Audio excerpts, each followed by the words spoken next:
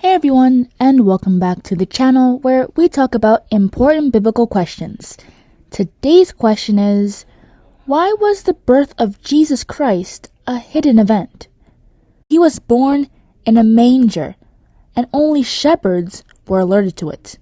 And while we go through this oddity, we'll also touch on how it wasn't just his birth that was a secret, but many things about him. His birth, when he ascended back to heaven, and even his return. It was all done secretly. Why? So, let's start with his birth. Jesus Christ was born in a manger in Luke 2 verses 1 to 7, which is essentially a big trough or long box that animals eat from. Think horses or cattle. It's definitely not the most dignified place to be born, especially for the Son of God. But let's think about it this way. In Matthew 2 verses 13 to 16, King Herod wanted to kill Jesus Christ and sent out an order for every child from the ages of 2 and under to be killed. He had to kill everybody because he had no idea where Jesus was or what he looked like. Now imagine if his birth was a grand event with trumpets, royal apparel, the whole 9 yards. King Herod would have easily found him.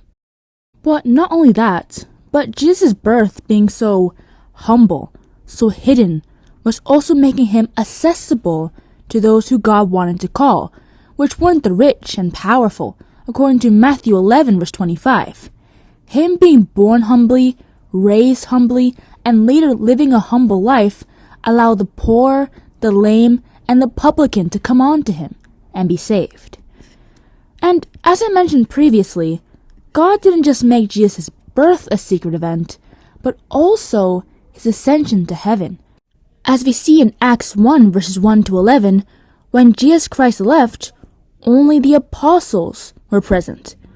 Why didn't he tell everyone to gather round to watch him go into heaven? Well, it's because those things are only revealed to who God deems necessary. Jesus Christ was the one who said this first actually, in Matthew 13 verses 10 to 16, when the disciples asked him why he spoke to them directly with explanations, but used parables for the rest. Jesus Christ answered and said, "Because it is given unto you to know the mysteries of the kingdom of heaven, but to them it is not given.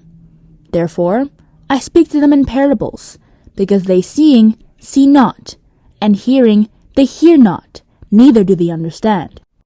And this makes sense, because think of if people other than the apostles saw the ascension and started spreading negative rumors about it, just as people did before with Jesus Christ rising from the dead in Matthew 28 verses 11 to 15.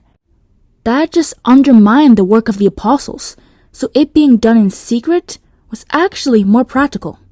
And it was a passage in this Acts chapter 1 verses 1 to 11, verse 11 actually, that talked about the third part of Jesus Christ that was kept a secret from most. And that verse says, "Ye men of Galilee, why stand ye gazing up into heaven? This same Jesus, which is taking up for you into heaven, shall so come in like manner as ye have seen him go into heaven." As we have just discussed, Jesus' ascension into heaven was done in private with less than 20 spectators. That means that Jesus Christ's return has to be the same.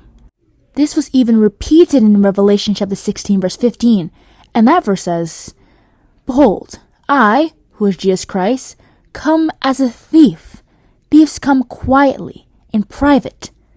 Blessed is he that watcheth, and keepeth his garments, lest he walk naked, and they see his shame." And we know that this is true, because Jesus Christ has actually returned already, and almost nobody knows that, just as nobody saw his ascension. The disciples earlier asked for signs of Christ's return in Matthew 24, and Jesus Christ responded with many, some notable ones being many nations fighting each other in verse 6, famines, pestilences, earthquakes in verse 7, and yeah, people have been killing and have been killed for centuries, but there's a key phrase in that verse, which is in diverse places. In our modern age, we're now aware of all these terrible events all the time through social media around the globe unlike before, and Where else was it prophesied that an increase of knowledge would be a sign of the last days and Christ's return? It was Daniel 12:4. But thou, O Daniel, shut up the words and seal the book, even to the time of the end, the last days. Many shall run to and fro, and knowledge shall be increased. So that means that Jesus Christ has already returned and is working in our time, just like he ascended secretly all those years ago. And just like Jesus' birth was revealed to some, like Simeon in Luke 2 verses 25 and 26, his return has also been revealed to those God has chosen around the world through meditation and prayer, not through fanfare. So, essentially, kind of like a summary to round this video up, discuss what we just said, Jesus' birth was kind of a hidden event, so that he could be kept away from evildoers who wanted to harm him, and so that only the humble and those whom God has chosen can witness it.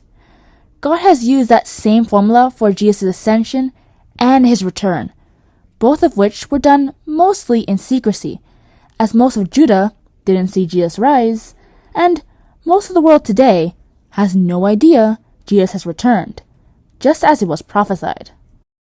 But now you guys know about it, and if you thought this was cool and you like this kind of content, then I'd appreciate it if you give back, hit the like button, subscribe, and hit that notification bell so you'll be notified of when I post again. Have an awesome day, and I'd love to see you soon.